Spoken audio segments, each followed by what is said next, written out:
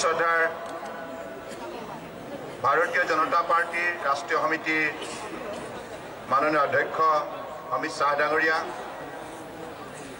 ৰাষ্ট্ৰীয় সমিতিৰ অন্যতম সম্পাদক, ৰাজ্যিক সমিতিৰ প্ৰাক্তন সভাপতি তথা বৰ্তমানৰ সাংসদ শ্ৰদ্ধেয় ৰমেন ডেকা ডাঙৰীয়া, ৰাজ্যিক সমিতিৰ প্ৰাক্তন সভাপতি বৰ্তমানৰ সাংসদ শ্ৰদ্ধেয় ৰাজেন গোহাঁই ডাঙৰীয়া, মাননীয় সাংসদ আৰ পি শৰ্মা ডাঙৰীয়া, নিৰ্বাচনী পৰিচালনা সমিতিৰ মাননীয় আহ্বায়ক প্ৰাক্তন মন্ত্ৰী ডক্টৰ হিমন্ত বিশ্ব শৰ্মা ডাঙৰীয়া, সাংসদ কামেশ্বৰ প্ৰসাদ তাছা ডাঙৰীয়া, সাংসদ ৰামেশ্বৰ তেলী ডাঙৰীয়া, প্ৰাক্তন সভাপতি বৰ্তমান ৰাষ্ট্ৰীয় সমিতিৰ মুখপাত্ৰ শ্ৰদ্ধেয় সিদ্ধাৰ্থ ভট্টাচাৰ্য ডাঙৰীয়া, ৰাষ্ট্ৰীয় সমিতিৰ মাননীয় কাৰ্যনিৰ্বাহকৰ সদস্য প্ৰাক্তন মন্ত্ৰী চন্দ্ৰমোহন পাটোৱাৰী ডাঙৰীয়া, আমাৰ অসম প্ৰদেশৰ প্ৰভাৰী আৰু ৰাষ্ট্ৰীয় সমিতিৰ অন্যতম সম্পাদক শ্ৰদ্ধেয় ডক্টৰ মহেন্দ্ৰ সিং ডাঙৰীয়াৰ লগতে ৰাজ্যিক সমিতিৰ সাংগঠনিক সাধাৰণ সম্পাদক ফণীধৰনাথ শৰ্মা ডাঙৰীয়া আৰু ইয়াত উপস্থিত থকা মাননীয় বিধায়কসকল, ৰাজ্যিক সমিতিৰ বিষয়ববীয়াসকল আৰু সমবেত পৰম শ্ৰদ্ধাৰ ভাৰতীয় জনতা পাৰ্টীৰ নিষ্ঠাৱান কৰ্মকৰ্তাসকল আৰু উপস্থিত সাংবাদিক বন্ধুসকল, জয় জয়তে আজি সভাখনত সমবেত হোৱা আপোনালোক সকলোটিলৈ মই মোৰ গভীৰ শ্ৰদ্ধা জ্ঞাপন কৰিছোঁ। আজি আমি সকলোৱে এটি কথাত প্ৰতিজ্ঞাবদ্ধ হ'ব লাগিব যে আগন্তুক দিনত আমাৰ সন্মুখত যি লক্ষ্য আছে এই লক্ষ্যত উপনীত হ'বৰ বাবে প্ৰতিজ্ঞাবদ্ধ হ'ব লাগিব আৰু সেই লক্ষ্য হৈছে অসমীয়া আইক ৰক্ষা কৰা, বিদেশী কবলৰ পৰা অসমীয়া আইক উদ্ধাৰ কৰা, বৰাক ব্ৰহ্মপুত্ৰ উপত্যকাত বসবাস কৰা এই বৃহত্তৰ অসমীয়া জাতিটোৰ স্বাৰ্থত আগন্তুক দিনত নিষ্ঠাৰে আমি কাম কৰিব লাগিব। গতিকে সেইবাবে মোৰ প্ৰথম আহ্বান, ইয়াত আপোনালোক সকলোৱে নিষ্ঠাৱান কৰ্মকৰ্তা হিচাপে এই সংকল্প আই মাতৃৰ নামত ল'ব লাগিব যে আগন্তুক দিনত যিকোনো কষ্ট আৰু ত্যাগৰ বিনিময়ত আমি অসমখনক ৰক্ষা কৰিম, অসমৰ মাটি ভিত্তিক কৃষ্টি সংস্কৃতি আমি মৰ্যাদা ৰক্ষা কৰিম। এই দায়িত্ব আমি সকলোৱে সমূহীয়াভাৱে ল'ব লাগিব, কাৰণ অসমৰ বাবে বিপদ আহি আছে। আপোনালোক সকলোৱে সজাগ সচেতন নাগৰিক হিচাপে জানে যে বদৰুদ্দিন আৰু কংগ্ৰেছ তৰুণ গগৈ ডাঙৰীয়াই মিলিত প্ৰচেষ্টাৰে অসমখন অবৈধ বিদেশীৰ হাতত হস্তান্তৰ কৰাৰ নিমিত্তে ব্লুপ্ৰিণ্ট তৈয়াৰ কৰিছে। গতিকে এই কথা আপোনালোক সকলোৱে জ্ঞাত। সেইবাবে আমি আগন্তুক দিনত যিকোনো কষ্ট আৰু ত্যাগৰ বিনিময়ত অসম ৰক্ষা কৰিব লাগিব। এই দায়িত্ব ল'বৰ বাবে মই ভাবোঁ এইখন সভাত সমবেত প্ৰত্যেকগৰাকী আমাৰ দলৰ কৰ্মকৰ্তাই নিষ্ঠাৰে ল'বলৈ প্ৰস্তুত আৰু সেইবাবে আপোনালোকে স্বতঃস্ফূৰ্তভাৱে এই সভাত অংশগ্ৰহণ কৰি সভা সফল কৰি তুলিছে।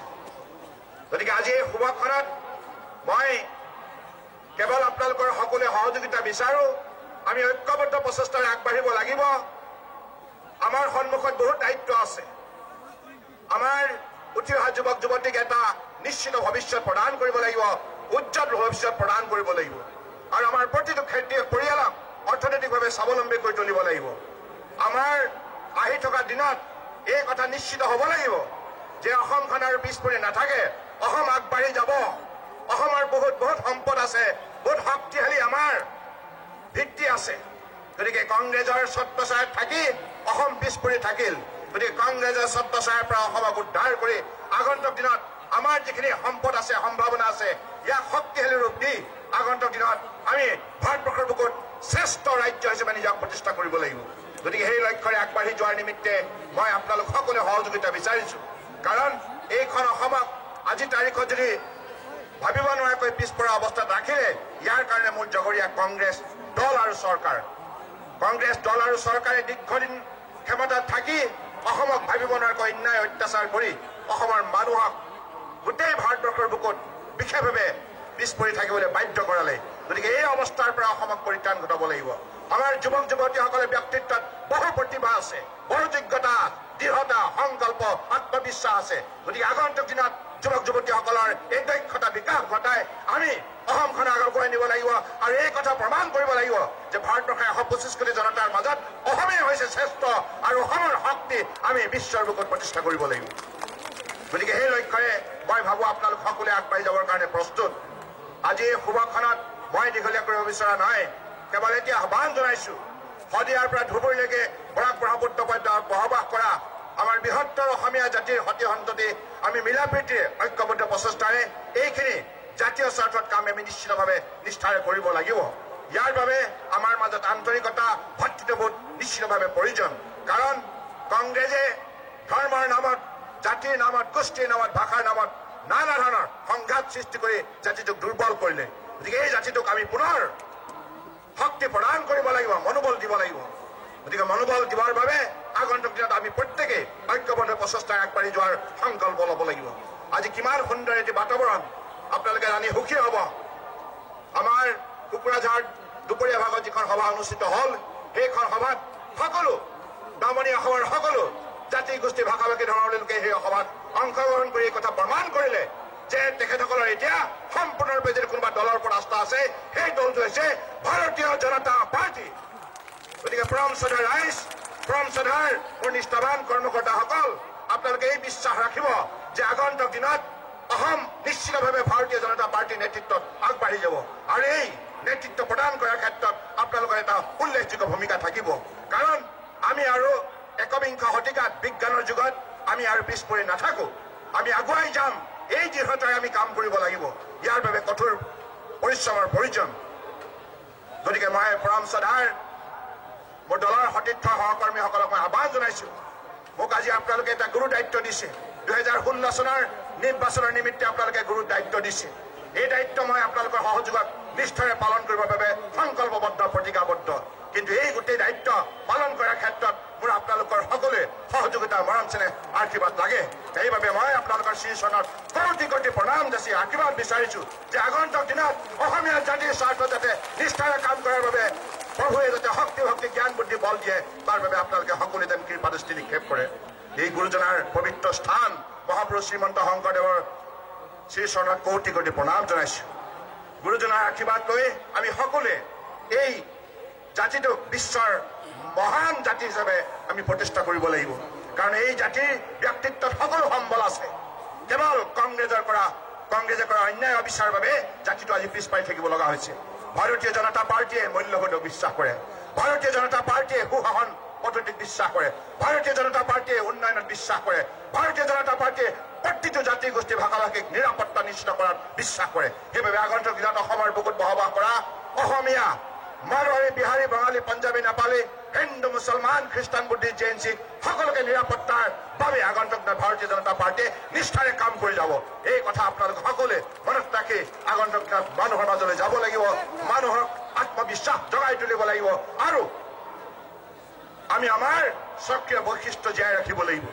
কাৰণ এইখন অসমৰ যিমান সৌন্দৰ্যতা আছে, আজি এই কথা মই কোৱা কথা নহয়। বৰ্তমান গুৱাহাটী আৰু শ্বিলঙত যি দ্বাদশ চাফ গেম চলি আছে, যিখন খেলত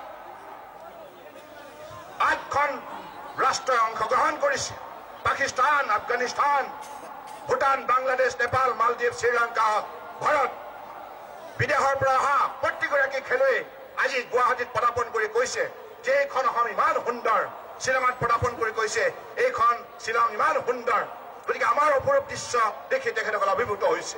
গতিকে সেইবাবে আগন্তুক দিনত এইখন অসম আগুৱাই যোৱাৰ বহুত সম্ভাৱনা আছে, বহুত যোগ্যতা আছে। কেৱল কংগ্ৰেছে এই যোগ্যতাৰ সম্ভাৱনা সম্পূৰ্ণৰূপে লুকুৱাই ৰাখিলে, অৱহেলা কৰিলে। ভাৰতীয় জনতা পাৰ্টীয়ে অৱহেলা নকৰে। ভাৰতীয় জনতা পাৰ্টীয়ে উচিত পৰিকল্পনা হাতত লৈ বিজ্ঞানসন্মতভাৱে আমাৰ যুৱ বন্ধুসকলক শক্তিশালী কৰি আগন্তুক দিনত অসমক বলিষ্ঠতাৰে আগুৱাই নিব। গতিকে সেই লক্ষ্যৰে আগন্তুক দিনত আমি সকলোৱে নিষ্ঠাৰে কাম কৰিব লাগিব। ভাষণ দিলে পৰিৱৰ্তন নাহে, পৰিৱৰ্তনৰ বাবে কঠোৰ পৰিশ্ৰম কৰিব লাগিব। গতিকে কঠোৰ পৰিশ্ৰম কৰি আগন্তুক দিনত আমাৰ প্ৰতিগৰাকী নিষ্ঠাৱান কৰ্মকৰ্তাই অসমৰ প্ৰতিটো পৰিয়ালৰ ওচৰলৈ গৈ তেখেতসকলৰ চৰণ চুই আশীৰ্বাদ লৈ তেখেতসকলৰ সহযোগিতা প্ৰাৰ্থনা জনাব লাগিব। কাৰণ জনতাইহে পৰিৱৰ্তন আনিব পাৰে। আমি কেৱল আহ্বান জনাব পাৰো, আমি কেৱল জনসাধাৰণৰ চৰণত আমাৰ প্ৰাৰ্থনা ৰাখিব পাৰো। কিন্তু পৰিৱৰ্তনৰ বাবে জনতাই সিদ্ধান্ত ল'ব লাগিব। এই পৃথিৱীৰ বুকুত যিমানবিলাক পৰিৱৰ্তনৰ জোৱাৰ সৃষ্টি হৈছে, সকলো জনসাধাৰণৰ জৰিয়তে হৈছে। গতিকে সেইবাবে অসমৰ জনগণে পৰিৱৰ্তন বিচাৰিছে। এইবাৰ পৰিৱৰ্তন আনিবৰ কাৰণে জনসাধাৰণ প্ৰস্তুত মাননীয় প্ৰধানমন্ত্ৰী নৰেন্দ্ৰ মোদী ডাঙৰীয়াৰ নেতৃত্বত জনসাধাৰণে বহুতখিনি সকাহ পাইছে তেখেতৰ নেতৃত্বত যোৱা 1.5 বছৰত যিমান মূল্যবোধৰ আধাৰত চৰকাৰ পৰিচালনা হৈছে সেইবাবে উঠি অহা প্ৰজন্মই বিশ্বাস ৰাখিছে আগন্তুক দিনত অসমৰ মৰ্যাদা বৃদ্ধি হ'ব আমাৰ সন্মান বৃদ্ধি হ'ব স্বাভিমান ৰক্ষা পৰিব কাৰণ কংগ্ৰেছে দুৰ্নীতি ভ্ৰষ্টাচাৰে অসমীয়া জাতিক অপমান কৰিলে আজি কিমান লজ্জাজনক কথা তৰুণ গগৈ ডাঙৰীয়া অসমীয়া সন্তান হৈ আজি তৰুণ গগৈ ডাঙৰীয়াই অসমৰ মাটি ভেটি কৃষ্টি সংস্কৃতি সম্পূৰ্ণৰূপে বিদেশী হাতত হস্তান্তৰ কৰিছে ইয়াতকৈ লজ্জাজনক কথা থাকিব নোৱাৰে গতিকে কংগ্ৰেছে অসমক নিৰাপত্তা দিব নোৱাৰে নিৰাপত্তা ভাৰতীয় জনতা পাৰ্টীয়ে দিব অসমৰ প্ৰতিজন মানুহক সন্মান মৰ্যাদা ভাৰতীয় জনতা পাৰ্টী দিব গতিকে এই বিশ্বাস ৰাখি আগন্তুক দিনত আমি এইখন ৰাজ্য আগুৱাই নিব লাগিব কিছুদিনৰ আগতে এই নগাঁৱলৈ আহি তৰুণ গগৈ ডাঙৰীয়াই ৰামৰ ভাও জুৰিছিল আপোনালোকে হয়তো কাকতত দেখিছে তেখেতে ৰামৰ ভাও জুৰি ৰাৱণ বধৰ কথা ঘোষণা কৰিছে মই এইকাৰণে মাননীয় মুখ্যমন্ত্ৰী তৰুণ গগৈ ডাঙৰীয়াক প্ৰথমতে আহ্বান জনাইছো আপুনি যদি ৰাৱণ বধিব বিচাৰিছে কংগ্ৰেছৰ ভিতৰত থকা দস্যু দানৱবিলাক প্ৰথমতে বধি দেখুৱাওক কাৰণ কংগ্ৰেছৰ ভিতৰতে ৰাৱণ আছে তৰুণ গগৈ ডাঙৰীয়া আপোনাৰ মনৰ ভিতৰত ৰাৱণ আছে নে নাই আপুনিও ভাবক আজি যদি কংগ্ৰেছৰ ভিতৰত ৰাৱণ নাথাকিল হয় হয়তো ইমান অন্যায় অত্যাচাৰ দুৰ্নীতি ভ্ৰষ্টাচাৰ নহল হয় আৰু দুখীয়া মানুহৰ ধন কংগ্ৰেছে আত্মসাৎ নকৰিলে হয় গতিকে মূল্যবোধ ৰাম হৈছে মূল্যবোধৰ প্ৰতীক ৰামে ৰাজধৰ্ম পালন কৰিছিল গণতন্ত্ৰক বিশ্বাস কৰিছিল ৰামে প্ৰজাক শ্ৰদ্ধা জনাইছিল কিন্তু এই তৰুণ গগৈ ডাঙৰীয়া আপুনি ৰামৰ ভাও দিয়াৰ আগতে প্ৰজাক শ্ৰদ্ধা জনাবলৈ শিকক ৰাজধৰ্মৰ বিষয়ে আপুনি অনুধাৱন কৰিবলৈ শিকক আপুনি ৰাজধৰ্ম পালন কৰা নাই বাবে আজি প্ৰজাৰ এই দুৰ্দশা হৈছে আপোনাৰ চৰকাৰে আই ঘৰৰ টকা আত্মসাৎ কৰিছে বৃদ্ধ বিধৱাৰ পেঞ্চনৰ টকা আত্মসাৎ কৰিছে ইয়াতকৈ লজ্জাজনক কথা থাকিব পাৰেনে ৰাইজ থাকিব পাৰেনে পাৰে গতিকে কংগ্ৰেছে তেনে প্ৰক্ৰিয়াৰে আজি গোটেই সমাজখন কলুষিত কৰিলে কিন্তু ভাৰতীয় জনতা পাৰ্টি পৰিষ্কাৰ কৰিব সমাজ ভাৰতীয় জনতা পাৰ্টি এখন সমাজ আটাইতকৈ পৰিষ্কাৰ উন্নত সমাজ হিচাপে ভাৰতবৰ্ষৰ বুকুত গঢ়ি তুলিব কাৰণ আমাৰ মাননীয় মোদী ডাঙৰীয়াই স্বচ্ছ ভাৰত অভিযান এই কাৰ্যসূচীৰ দ্বাৰা কন্যাকুমাৰীৰ পৰা কাশ্মীৰলৈকে গুজৰাটৰ পৰা অৰুণাচল প্ৰদেশলৈকে পৰিষ্কাৰ অভিযান আৰম্ভ কৰিছে যি অভিযানত ভাৰতবৰ্ষৰ জনতাই স্বতঃস্ফূৰ্তভাৱে অংশগ্ৰহণ কৰিছে মহামানৱ মহাত্মা গান্ধীৰ আদৰ্শৰে অনুপ্ৰাণিত হৈ এই কাৰ্যসূচী পালন কৰা হৈছে আমাৰো লক্ষ্য আছে কংগ্ৰেছে কৰা অপৰিষ্কাৰ সমাজখন ভাৰতীয় জনতা পাৰ্টীয়ে পৰিষ্কাৰ কৰিব প্ৰতিজন অসমীয়া মানুহৰ মান সন্মান বৃদ্ধি কৰিব মৰ্যাদা বৃদ্ধি কৰিব স্বাভিমান প্ৰতিষ্ঠা কৰিব সেই লক্ষ্যৰে আগন্তুক দিনত অসমখন গঢ় দিয়া হ'ব অসমখনক ভাৰতবৰ্ষৰ বুকুত কেৱল শ্ৰেষ্ঠ ৰাজ্যই নহয় এখন আদৰ্শ ৰাজ্য হিচাপে প্ৰতিষ্ঠা কৰিম আদৰ্শ ৰাজ্য হিচাপে প্ৰতিষ্ঠা হ'ব যিখন ৰাজ্যৰ জনসাধাৰণক দেখি ভাৰতবৰ্ষৰ 125 কোটি জনতাই শ্ৰদ্ধা জনাব সন্মান জনাব সেইখন অসম আমি গঢ় দিবৰ বাবে সংকল্পবদ্ধ প্ৰতিজ্ঞাবদ্ধ আৰু আপোনালোকে সেই প্ৰতিজ্ঞা লৈ এই পবিত্ৰ ভূমিৰ পৰা নিজ ঘৰলৈ আজি ঘূৰি যাব আৰু নিজ নিজ ঠাইত ৰাইজক তেনে কথাৰে অনুপ্ৰাণিত কৰিব গতিকে আজি শুভখনত মই বিশ্বাস ৰাখিছো যে গুৰুজনাৰ কৃপাদৃষ্টি আছে মহাপুৰুষ শ্ৰীমন্ত শংকৰদেৱ মাধৱদেৱ আজান ফকীৰৰ কৃপাদৃষ্টি আছে বীৰ লাচিত বীৰ চিলাৰায় বাক হাজৰিকা ইছমাইল ছিদ্দিকীৰ আশীৰ্বাদ আছে গতিকে এইখন অসম কোনো যুক্তিতে দুৰ্বল হ'ব নোৱাৰে য'ত কলাগুৰু বিষ্ণু ৰাভা ৰূপকোঁৱৰ জ্যোতিপ্ৰসাদ আগৰৱালা নটসূৰ্য পুনি শৰ্মা সুধাকান্ত ডক্টৰ ভূপেন হাজৰিকা অমৰ সৃষ্টি আছে গতিকে এইখন সমাজ আটাইতকৈ চহকী সমাজ কেৱল কংগ্ৰেছ চৰকাৰ থকা বাবেই এইখন চহকী সমাজক ভাবিব নোৱাৰাকৈ নিৰ্যাতন চলাই